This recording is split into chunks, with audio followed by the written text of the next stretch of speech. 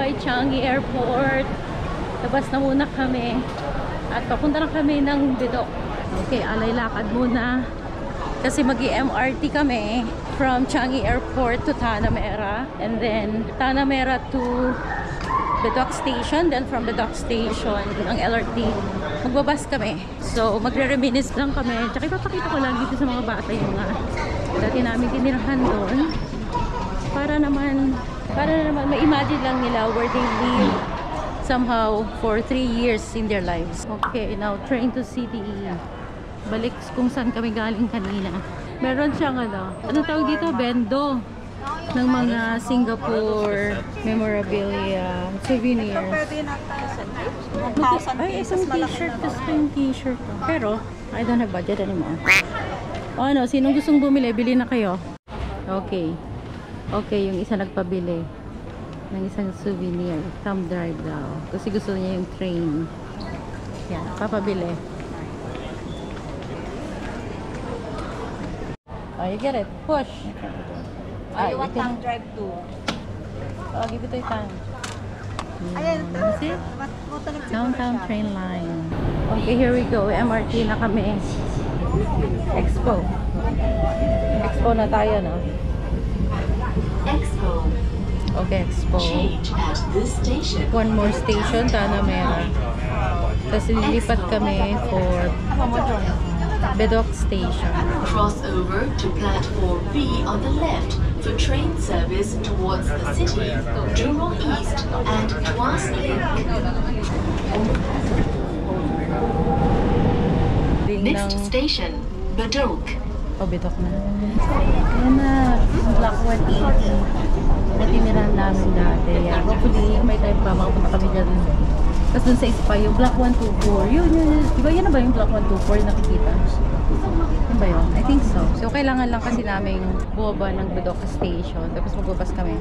Pabalik to. Okay, kaya yan. Mabilis lang tayo. Okay, Bidok. Labas na tayo dito.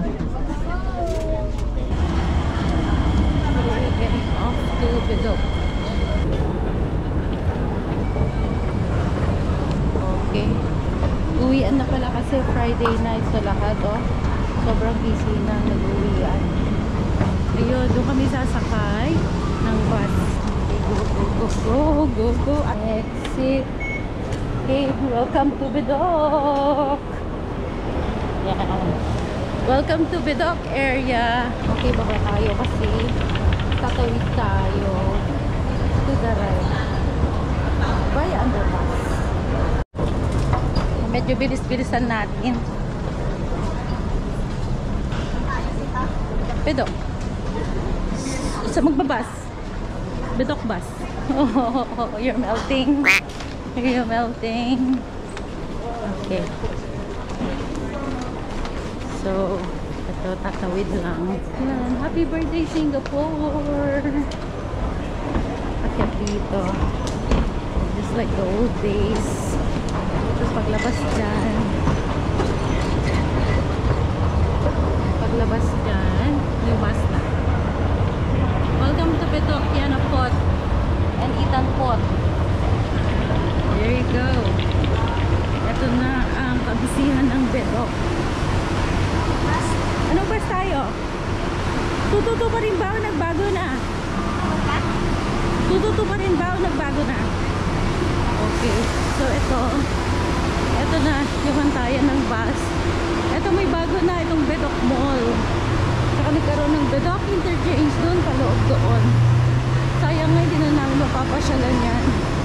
Nung araw dito kami namamalengke. Nandiyan ang Sheng Shop. Same pa din? Same pa din? Bago. Okay. 222. So same pa rin yung sinasakyan namin. So yan. Andun lahat. Diyan kami namamalengke, Sheng Shop, Fairmart. Okay, let's go doon. Okay, so ito, meron namang guide. Tapos yan, kung ano yung mga bus na dadaan. So yung kami, 222. Ayan, ito na yung Bidok Interchange. Meron kaming favorite na kainan ng chicken rice dun sa likod. Oh, nakakamiss naman tong area to. Kaya lang sayang, kulang na yung oras namin. Hindi na kami nakapaglibot dyan. Di bale, it's okay.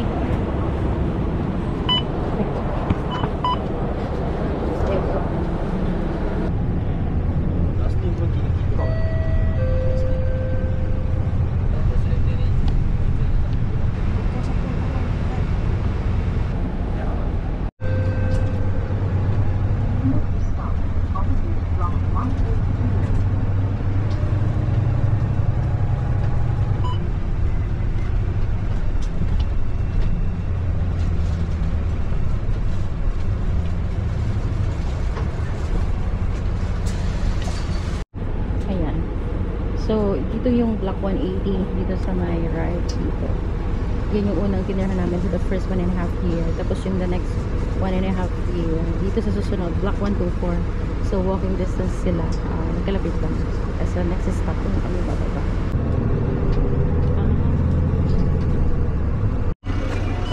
Okay. Welcome to Bedok North, guys. Okay, let's walk over there to the cafe. These are the residentials. So, ito yung mga tinatawag na HDB. Yan. So, karamihan ng mga Singaporeans, ganito ang tirahan. So, uwian na. Kaya, busy-busy ng mga tao. So, this is block 125. Next down there, block 124. Used to be our place. I love the neighborhood here. Maraming puno. Ito, oh, matatanda na itong mga acacia tree dito. Yan, buti na lang mahangin na. Yeah, dito pa rin yung fair price. Malapit na grocery sa amin. Nabitibilhan ko ng mga konting items lang. Pero pag namamalengke kami, lalakad kami dito, shortcut doon, palikod, didiretso yan doon sa Bedok Interchange. Hinabol kayo ng alin? Oh, watch out, guys.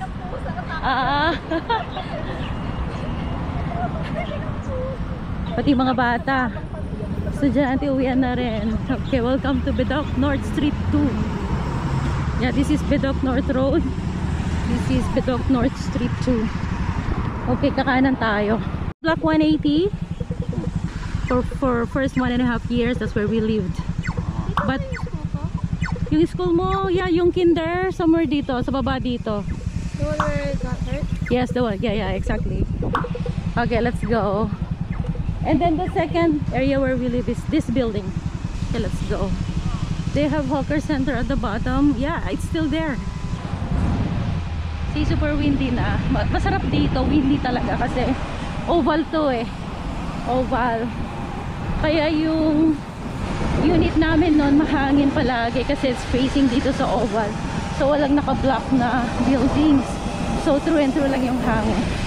Okay, so here we are. Block 128. 124 ako ng 124. Alimutan ko na 128 pala. So ito yung cafe. Ito yung coffee shop. So pwede kaming palamig muna dito. Okay, so ito na yung hawker dito sa baba. Okay, this one. This one. Table tayo. Order tayo ng drinks. Ako, te. Yeah, sige nga. I need Te, ikaw na dyan mag-order. te with kaya to. Kuha ka lang dito sa wallet ko. Meron pa na change. Meron pa? Okay. Te and kaya to. Ayan, merienda na tayo dito. Wait lang. O sige, ako any ice cold drink. Meron bang tea na malamig? Ayan, so yung unit namin nasa 8th floor dito. Ito elevator to. So ang nakakatawa dito, bababa ka lang ganyan. Pagbaba mo dito, kainan na. So, madalas tambay kami dito sa gabi. They have Milo. Again. I know Oh, again. favorite na niya yung Milo. Tapos dito, chicken rice. Milk tea, kahit milk tea. Ice milk tea natin.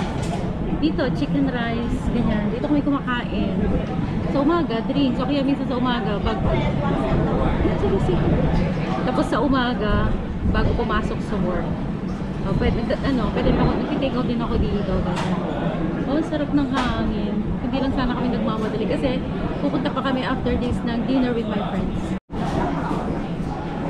Yan, napot din. Suki yan ng chicken rice and soy noodle. Ayan, oh my god, it's so nostalgic, no? Parang how many years back, nakatira lang kami dito. And then now, we're back here visiting. Yeah. It feels good na naisama ko to sa itinerary namin. Kasi especially ako, I might not be visiting SG for a while. Yeah, that's my plan. Kasi nga, paragi na ako na dalo dito. Gusto ko naman ng ibang place. And I'm happy to na maski pa paano, naisama ko yung mga anak ko dito. So somehow, na-introduce ko sa kanila yung mga lugar na tinira namin before. Iced Milo for Ethan, that's yours. This mine tea. Oh, sarap. Init na init kami. Parang ang bilis-bilis ang dumaan ng oras. Grabe. So many things to do in Singapore. The time is not enough. Haluin nyo. Itan. naman doon. Dalawa yung kutsara ko. Yung isa nagkaya toast kasi gutom na. Kami, nag-iiwan ng space sa tiyan for Neapolitana dinner. In fairness, ang hangin dito. Actually, dumami yung table. Dati hindi ganito kadami yung table. Madalas tayo doon sa sulok. Pero now, ang lalaki na ng table. Yung napansin ko. Ang dami na ng table kasi maski doon sa loob. Ang dami na ng table. Malala ko na may isang lalaki dito titinda na type si Chingay. Laging pag bumababa kami, nandyan na siya.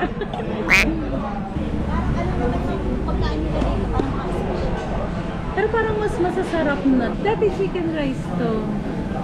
Noodles. Musyam-syabi. Parang iba na, no? Noodle house.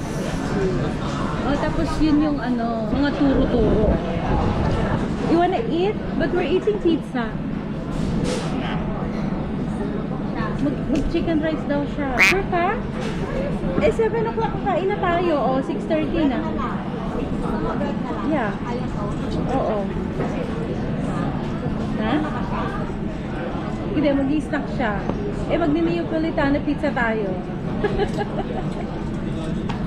May chicken rice ba ang tanong? Parang wala namang chicken rice. Wala eh. Wala akong nakikitang chicken rice. It's more of noodles. Yeah, it's not there anymore, the chicken rice. Noodles. Noodles. Tsaka yung turo-turo. Turo-turo is like yung you choose rice and you choose 3 kinds of ulam. And then they just dump into your plate. Pero parang dumami yung shop. 1, 2. Dumami eh. 1, 2, 3, 4, 5 shops. Kasi dati parang dati boring. Chicken rice lang talaga nun eh. Yung chicken rice lang ang pina-order namin. So ito yung sa may harapan. Okay, so this is the building. Yes, you can see there's a lot of Singapore flags now. Dahil malapit na nga ang NDP, yung kanilang National Day Parade, which is the anniversary or birthday of Singapore. So ito, Block 128, this has been our home for 1.5 years way back. Yan. So much fun here. Yeah, really safe and actually quiet neighborhood to. Kasi malapit na kami sa East Coast eh. And then yung isang ang tinirahan namin before, yun yung building doon, which unfortunately hindi na kami makakapunta doon kasi kulang na yung oras namin. Maraming ibon, so maririnig mo palagi yung huni ng ibon. Tapos dito, ang mga tao, ang mga residents dito sa neighborhood, favorite nila pupunta dito kasi this is oval. Minsan may mga events din na nangyayari dyan, pero most of the time ang mga tao, yan, from the top dun sa unit namin sa umaga, makikita mo yung mga tao nagja-jogging dyan, and then meron ding nagkakandak ng exercise, so minsan yun yung gumigising na sa umaga. Okay, it's so nostalgic to be here again. I really love Singapore, but yeah, of course it's not, even if I want Singapore to be our home before, but it didn't happen. I don't know kung kailan ako next na pupunta dito, unless siguro yung mga anak ko mag-travel na someday, or halimbawa yung isang anak ko yung binata ko, sinasabi niya na after he's in Singapore now, he might work here someday. So siguro, pag nagtatrabaho na siya dito someday, I will have a reason to come back and visit again. So sinare ko lang yung lugar, no, na tinirhan namin dito, how the neighborhood looks like. And pinakita ko din sa mga anak ko. Hindi masyadong maalala nung binata ko eh, yung area. Yung dalaga ko, ang naalala niya, ang tinatanong niya, yung dati niyang school. Kasi nung kinder to siya, ang mga kinder dito, yan, parang ganyan, no? Yan, naka-uniform. So, after this block, may isa pang block. And merong yung parang community na kindergarten na nasa dito lang, yung nasa ground floor. So yun yung naaalala niya. Look at that. Itong hawker na to ang tambayan namin before. And thank you so much Singapore for the 3 years of experience living here. And the experience was really good, you know, and living in Singapore, it really raises the bar. Parang yung expectations mo tataas. And matututunan mo din yung how they do life here, how good the government is, kung ano yung mga improvements, how they think, the innovations that they do. We have learned a lot. It's a good learning living here for 3 years in our lives. Ready for dinner, my son? Ready for dinner? It's going to be heavy. Pizza, pizza. Italian pizza. Tawag ka na dyan ng ano? Book na tayo ng... Okay, bigay ko sa'yo. Tapos ito, nag-book na kami ng Grab namin para sa dinner. DOC Pizza. D.O.C Pizza yung pangalan nung ano, sa may South Beach. Ito? Yan, DOC South Beach. Sabi niya. Oh, yan. Para alam ng driver na sa DOC niya tayo bababa. Malapit na ba siya? 1 minutes. Bakit na Traffic. Ibig sabihin, laruan niya ng toddler. May belt siya. Yung para sa baby. Where did you buy that? That's funny one. So, kung hangin. 11 minutes, okay. Medyo matagal lang yung Grab. Siguro walang malapit dito. Baka galing pang airport yung Grab. Yeah, so Bedok can be found sa nasa east siya eh. Nasa bandang northeast ng Singapore. It used to be the coastline of Singapore, pero because of the reclamations, so hindi na siya coastline. Nagkaroon ng reclamation, so yung East Coast part na yung nasa edge. So ito yung mga community na hawker na usually mas mura compared kung kunyari sa food hall, sa mall ka kakain. So right now, sa nakikita ko, ang isang meal, pero may kamahalan na rin ah. 580 ang isang meal. Merong 650. Ano na ba pinakamura? 550. May $5, may $6. Itong 2010 banda rito, 20 pang maramihan yan. Yung for sharing. So talagang ano na rin, talagang tinamaan din ng inflation ng Singapore. Dati kasi, pag nag-usap kami ng kapatid ko noon, meron pang mga 350, may 4 pa. Pero parang since last year to this year, parang ang pinakamura na is 550. Nung time na nakatira pa kami dito, noon 250 pa lang ang chicken rice set noon. So, pagka bumili ka ng drinks mo, $1. So, at 350 per meal, may inumin ka na. Busog ka na dun sa chicken rice. So, ngayon, syempre, maraming panahon na din nagdaan. So, it's now 550. Balik pala namin yung pinag-inuman kasi ngayon binabalik na. 128 Bedok Food House. Isa dito specialty na Ocean Curry Fish Head. Ayun. Isa sa mga favorite nila dito yung curry fish head. Ang pinakamura nilang pagkain dito dyan yung fishball noodle, Kway Chow fishball noodle for 50. Sa Topayo, magkano ang pinakamurang pagkain doon? Chicken rice. 450 sa inyo. Curry plate na lang. Ah, mas konti na lang. Chicken na binibig. So yun na yung pinakamura. Wala na talaga ang 350 ngayon, ah? Parang ano yung porridge. Porridge na lang, yung mga mura. Shredded chicken. Kasi talaga shredded chicken. Oo. Yan. Meron pa na. Pero alam ko meron yung mga yung mga HDB na maraming matatandang nakatira o yung mga lower income. Alam ko may mga hawker eh. Mas mura. Gilang baro. Kaya gilang baro. Pero pag sa mall, mas mahal. Parang ang pinakamura sa 550. Oo. Yung sa Rasa Pura, sa MBS, yun ang pinakamahal na hawker style na food court. Ever since naman. Sana umabot kami ng alas 7 dun sa dinner namin, nakakaya namang malate. Dito si Yana dito siya umuupo pag inaantay niya yung school bus niya in the morning. Kasi yung mga estudyante dito, ang aga-aga ng start ng classes. Basta madilim pa eh, pagka pinipick up siya ng school bus niya noon. Kawa-awa nga, kasi antok na antok pagisingin mo ng maaga. So yun, kaya medyo hectic ang ang schooling dito, ang aga ng simula. Tapos ang dami nilang work sa school, and then after that medyo competitive eh, kasi yung exams nga kailangan natututo talaga yung bata kasi yung later on yung exam nila after high school, yun yung magde-determine kung makakapag-university sila or not. Kaya pressure din yung mga magulang dito. Kaya yung very sobrang common dito na yung mga bata meron ng normal classes, and then in the evening marami silang mga extra classes na ina-attend na, like for example, math, arts, English, or kumon, parang mga ganyan. Tutorials, mga ganyan. Itong anak ko nun, tinutorial ko siya ng English kasi kailangan niya. Tuition, no? Tuition ang tawag nila dito. So, itong si Yana dati, nagano to, English tuition, because yun nga, Tagalog siya magsalita. Tinatagalog niya yung teacher niya. Yun yung una niya, English tuition. And then kasi, mandatory na mag-take sila ng second language. Ang pinili ko naman, Mandarin, kasi I was thinking na parang mas useful yung Mandarin in the future. Nag-take siya ng Mandarin, kaya lang mahirap. Tapos, in-enroll ko din siya ng tuition, pero mahirap pa rin. To the point nga na yung teacher niya sinasuggest na mag-take na lang ng Malay language, kasi at least yung Malay is kind of similar sa Tagalog Ayun. Pero yun, Nag-take pala siya take siya ng Mandarin, which is nakaka-frustrate kasi one time nag-uwi siya ng assignment. Hindi ko matulungan kasi even yung instructions ng assignment naka-write in Mandarin. So parang wala akong way para tulungan siya, para ako mismo na magulang, na-frustrate ako. Tapos nag-write ako ng letter, sinulatan ko yung teacher.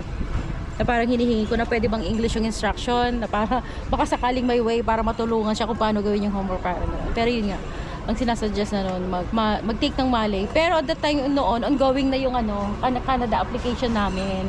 Na medyo, tama, umaandar na noon yung Canada application. So, nung in-explain ko na, sige, ituloy lang yung Mandarin kasi aalis din naman. So, okay, sabi na lang ng teacher. Sige, no pressure na lang. Parang sabi, sige lang, mag-take lang siya, mag-join lang siya sa class. Pero hindi na nila siya ipipressure.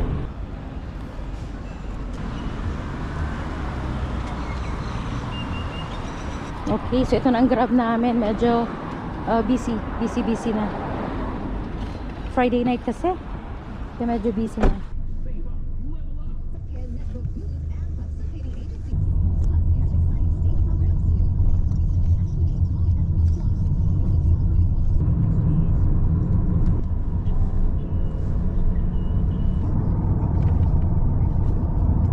Ethan, this is the East Coast Park.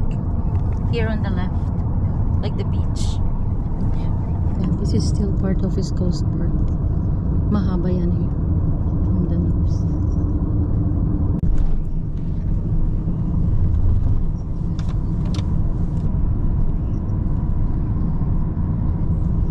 Suntec. Mama dyan, Suntec.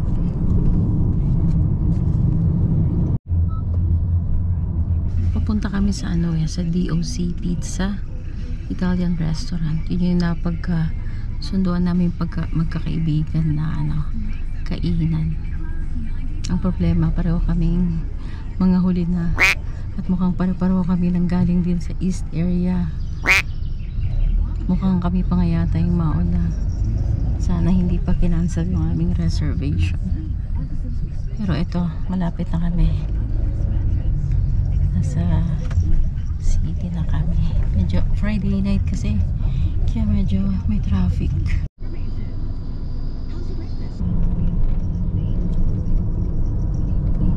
So nandito kami sa bandang Beach Road.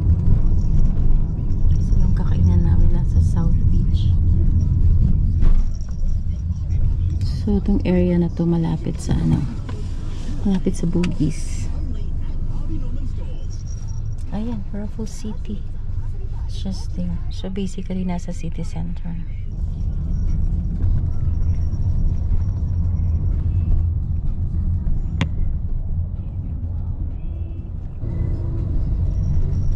Naku, sana tanggapin po kami sa reservation namin.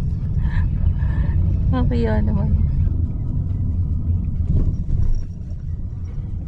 Ayan, pasok na dito. So, dito. Marriott. Naku, busy.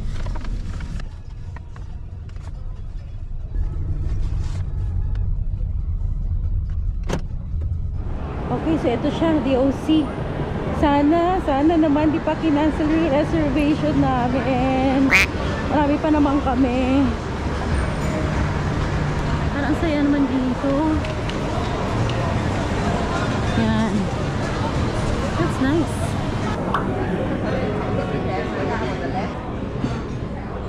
Washroom? Washroom? Okay, sige, you go washroom na. And then, Go. Saan kayo nag-ikot ngayon?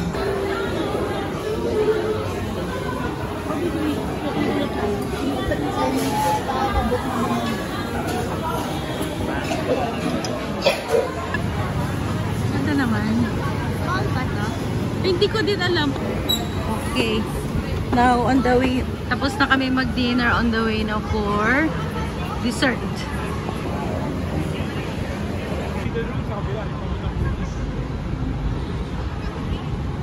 Ganda, no?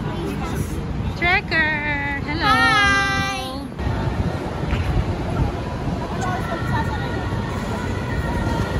Yan. Pinifigure out namin kung saan mag-dessert. Thank you daw. You say you're welcome.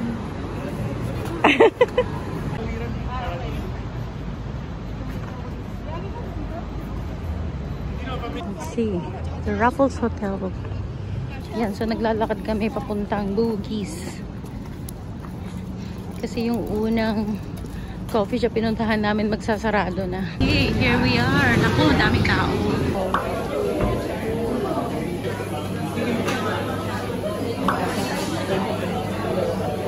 Yan o, ube halaya. Bus na.